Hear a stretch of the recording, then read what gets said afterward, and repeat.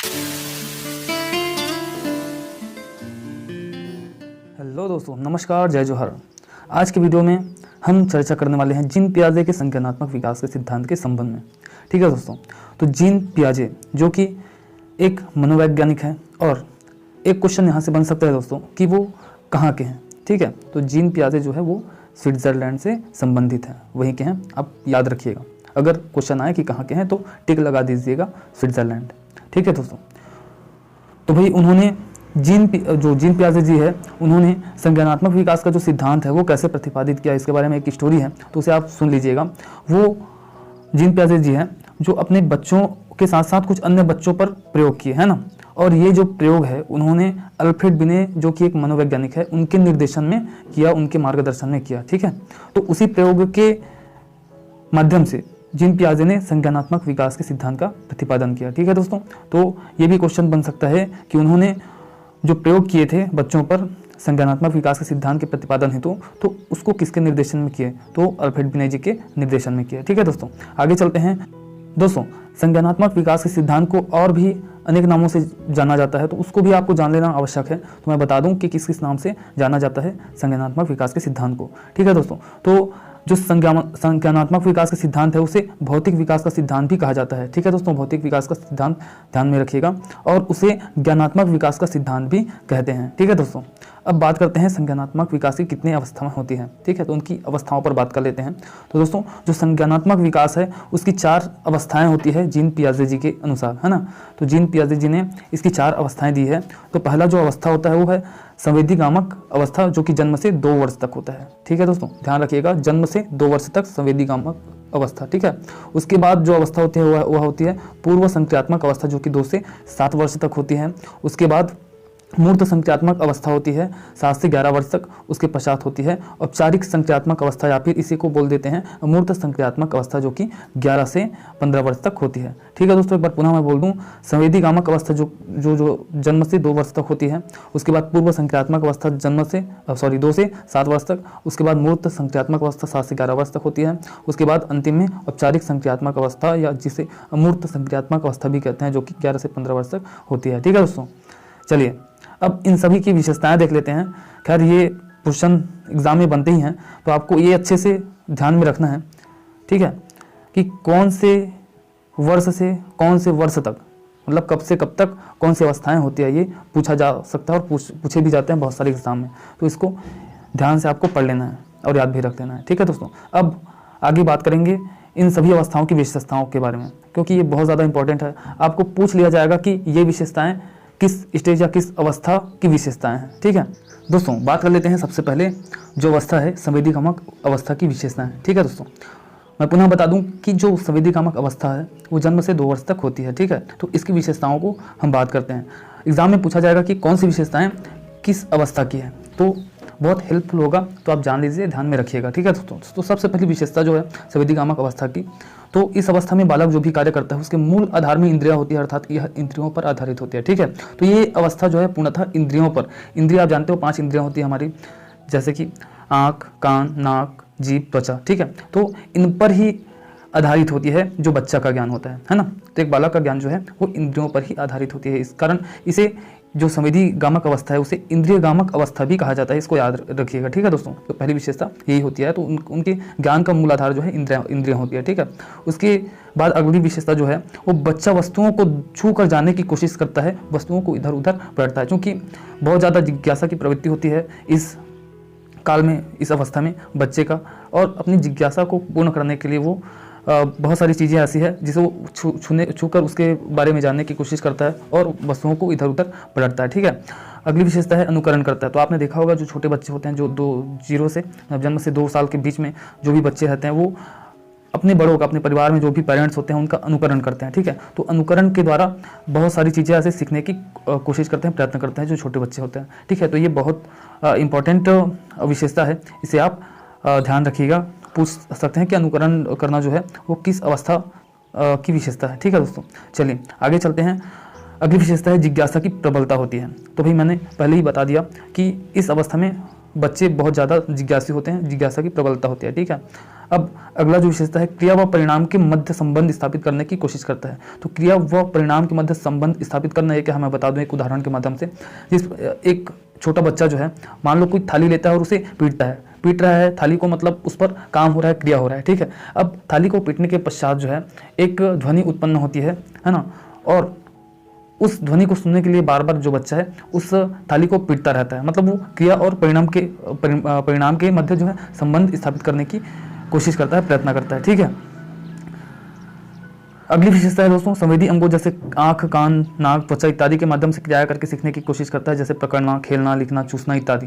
मतलब जो ये अवस्था है ये पूर्णतः इंद्रियों पर ही आधारित होती है, ठीक है। तो बच्चा जो है सारा ज्ञान अर्जित करता है इंद्रियों के माध्यम से, ठीक है दोस्तों। तो ये रही आपकी संवेदी गामक अवस्था, जिसे इंद्रिय गामक अवस्था भी कहते हैं, इसकी विशेषताएं।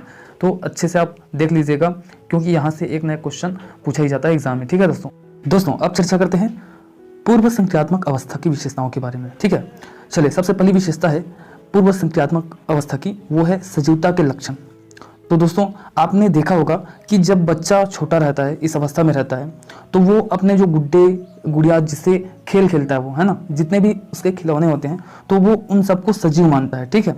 तो उनको लगता है कि जैसे हमको दर्द होता है, इन्हें भी होता होगा, जैसे हम अपना जीवन जीते हैं, ऐसे ही ये खिलौने भी जीवन जीते हैं। मतलब जो भी इस संसार में उसको दिखाई पड़ता है, वो समझता है कि हर चीज़ जो है जो उसको दिखाई देता है वो जीवित है, अर्थात उसके अंदर सजीवता के लक्षण का गुण होता है। तो ये एक विशेषता रही। चलते हैं अगली विशेषता की ओर।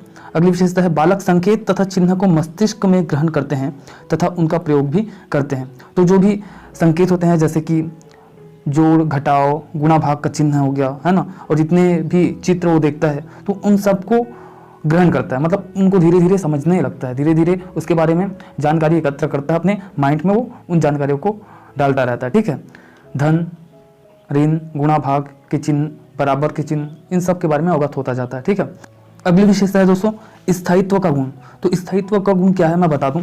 जैसे कि मान लो एक बच्चा, उसके समक्ष उसके माता पिता है, तो ठीक है, उसको पता है कि मेरे माँ बाप हैं, लेकिन अगर वो कहीं छुपकर भी आवाज़ लगाएं तो भी बच्चे को पता रहेगा कि मेरे मम्मी पापा कहीं ना कहीं है ज़रूर। उसको ये नहीं लगेगा कि भाई मेरे माँ बाप मेरे सामने नहीं है तो उनका कोई अस्तित्व नहीं है। मतलब उसके समक्ष अगर माँ बाप या फिर कोई भी व्यक्ति नहीं है, फिर भी आवाज़ लगा देता है, तो उसके मन में उनकी छवि बन जाती है। उसको पता रहता है कि मेरे माँ बाप कहीं ना कहीं है ज़रूर, ठीक है। अगली विशेषता की बात करें दोस्तों, तो बालक निर्जीव वस्तुओं को भी सजीव समझता है। मैंने पहले ही इसके बारे में चर्चा कर दी है। तो जैसे बादल हो गया, हवा हो गया, उनके खिलौने हो गए, ढेर सारी चीज़ें होगी, तो उसके बारे में बच्चा यही सोचता है कि वो सब भी उसकी तरह, जैसे कि बालक जीव है ना, तो वो अपने आप की तरह जीवित समझता है सब चीज़ों को, ठीक है। तो निर्जीव वस्तुओं को सजीव समझता है। अगली विशेषता के बारे में बात करें दोस्तों, इस अवस्था में बालक में आत्म केंद्रित का भाव आ जाता है, स्वयं को महत्वपूर्ण समझता है, उसे यह लगता है कि सूर्य चंद्रमा आदि उसके पीछे चलते हैं। तो आत्म केंद्रित का भाव आ जाना मतलब अपने आप को ही महत्वपूर्ण मानना दोस्तों, ठीक है। जब हम बच्चे थे तो आपने भी फील किया होगा, अनुभव किया होगा, जब आप छोटे थे ना, तो आपको लगता था कि चांद जैसे जैसे आप चढ़ रहे हैं आपके पीछे पीछे पीछे चांद चढ़ रहा है, या फिर जो तारे हैं ऊपर में जैसे जैसे आप चढ़ रहे हैं वो भी आपके साथ चढ़ रहे हैं, पेड़ पौधे आपके साथ चढ़ रहे हैं, ऐसा लगता है, ठीक है। तो उस समय का ये गुण है, वो समझते हैं कि भाई वही महत्वपूर्ण है, उसके आसपास की जो चीज़ें हैं उसके साथ उसके पीछे पीछे चलती है, ठीक है। मतलब अपने आप को केंद्र में समझता है, महत्वपूर्ण समझता है, ठीक है। अगली विशेषता चलते हैं दोस्तों, बालक में संकेत, भाषा, शब्द तेजी से विकसित होते हैं। बालक छोटे छोटे जोड़, घटाव, गुणा भाग भी करने लगते हैं, ठीक है। तो जो संकेत भाषा, जो शब्द है ना, और जो संख्याएं हैं वो तेज गति से पल्लवित होने लगती है, विकसित होने लगती है, ठीक है दोस्तों, धीरे धीरे उम्र बढ़ने के साथ साथ। अगली विशेषता है दोस्तों, इस अवस्था में बालक में पलटावी गुण विकसित नहीं होता है। तो पलटावी गुण क्या है? अगर मैं बोलूं भारत की राजधानी क्या है, तो बच्चा बताएगा भारत की राजधानी दिल्ली है। लेकिन मैं ये कहूं कि दिल्ली किसकी राजधानी है, तो वो ये नहीं बता पाएगा कि दिल्ली भारत की राजधानी है। मतलब बात वही है, लेकिन वो उसे पलट देने पर बच्चा जो है कंफ्यूज हो जाता है, उसको नहीं कर पाता है, ठीक है। तो इसी को पलटावी गुण बोलते हैं कि जस्ट अपोजिट करने पर वो उस चीज को कर नहीं सकता बच्चा, ठीक है। तो ये गुण जो है पलटावी गुण विकसित नहीं हुआ रहता है। मान लो गणितीय तथ्य भी कोई हल करने के लिए दे, मान लो बच्चों को दे कोई सवाल, 3 में 3 को गुणा करने पर 9 आता है, ये उसने कर लिया। लेकिन अगर मैं बोलूं कि 9 को 3 से भाग देने पर कितना आता है, तो वो ये 3 आता है करके नहीं बता सकता। मतलब ये पलटावी गुण जो है विकसित नहीं हुआ रहता है, ठीक है दोस्तों। तो ये रही पूर्व संख्यात्मक अवस्था की विशेषताएं। अब आगे चलते हैं मूर्त संक्रियात्मक अवस्था की ओर। दोस्तों पहला विशेषता है मूर्त संक्रियात्मक अवस्था की, वो है तर्क पर आधारित चिंतन। तो दोस्तों तर्क पर आधारित चिंतन क्या है? जो बच्चा इस अवस्था में प्रवेश करता है जब मूर्त संक्रियात्मक अवस्था में, तब जो उसकी चिंतन प्रक्रिया है वो व्यवस्थित होती है, सुनियोजित तरीके से होती है। मतलब ये तर्क पर आधारित चिंतन करने लगता है बच्चा जब बड़ा होता है, ठीक है, इस अवस्था में प्रवेश करता है, तो उसका जो चिंतन का आधार है वो व्यवस्थित होता है ना, सुनियोजित होता है, मतलब बढ़िया अच्छे ढंग से वो चिंतन कर पाता है, ठीक है।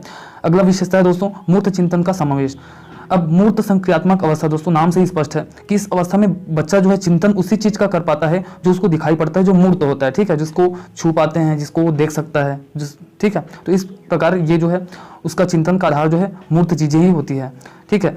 अगला जो विशेषता है वो है सही अनुपात का अंतर, भार, क्रम इत्यादि को समझने लगता है। तो जब बच्चा जो है इस स्टेज में प्रवेश करता है, अवस्था में प्रवेश करता है, तो बच्चा जो है सही अनुपात का पता लगा लेता है, सही अंतर उसको पता रहता है, भार भी सही तरीके से ज्ञात कर पाता है, क्रम भी सही तरीके से वो ज्ञात करने लगता है, ठीक है। मतलब उसमें इतनी समझ आ जाती है कि वो अनुपात, भार, क्रम, अंतर इत्यादि को अच्छे से समझने लगता है। लेकिन इसके पूर्व स्टेज की बात करें तो इस स्टेज में भी दोस्तों ये एक चीज़ छूट गया था कि जैसे कि ये जो गुण है, जो मूर्त संक्रियात्मक अवस्था की विशेषता है, सही अनुपात का अंतर, भार, क्रम इत्यादि को समझने लगता है, तो ये जो है पूर्व संक्रियात्मक अवस्था में नहीं, ये गुण जो है अभी तक बच्चे में आया रहता है, ठीक है। तो ये गुण जो है कब आता है? मूर्त संक्रियात्मक अवस्था में। इससे पहले पूर्व संक्रियात्मक अवस्था होती है, तो इस अवस्था तक, पूर्व संक्रियात्मक अवस्था तक ये गुण उस बच्चे में नहीं आ रहता है, ठीक है।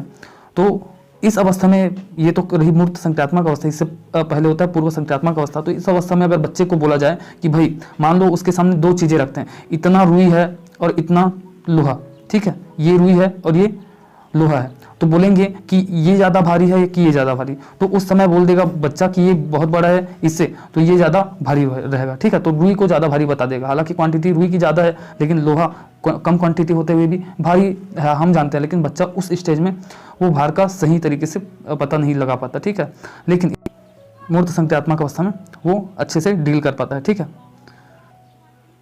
दोस्तों बात करते हैं अगली अवस्था, वो है औपचारिक संक्रियात्मक अवस्था या फिर अमूर्त संक्रियात्मक अवस्था, ठीक है। तो अमूर्त संक्रियात्मक अवस्था की विशेषताएं देख लेते हैं। तो पहली विशेषता है वो चिंतन कर समस्या का समाधान कर सकते हैं, ठीक है। तो चिंतन करने की जो क्षमता है वो इस अवस्था में बच्चे में आ जा ही रहती है, और कोई भी समस्या उसके पास है तो चिंतन के द्वारा उस समस्या का समाधान कर सकते हैं, ठीक है। तो चिंतन करने की का गुण जो है, चिंतन करने का गुण आ जाता है, ठीक है। अमूर्त चिंतन का समावेश, अमूर्त चिंतन का गुण विकसित, ठीक है। तो ये अमूर्त चिंतन भी कर सकता है, ठीक है बच्चा, इसलिए अमूर्त संक्रियात्मक अवस्था भी कहते हैं इसको, है ना। तो बच्चे जो है इससे पूर्व तक मूर्त संक्रियात्मक अवस्था में होता है तो वो सिर्फ मूर्त चीज़ों के बारे में चिंतन कर सकता है, लेकिन इस अवस्था में आकर बच्चा जो है अमूर्त चिंतन करने योग्य हो जाता है, उसमें ये क्षमता आ जाती है कि चीज़ों के जो मूर्त चीज़ें नहीं हैं, अमूर्त चीज़ें हैं, उसके बारे में चिंतन कर सकता है, ठीक है।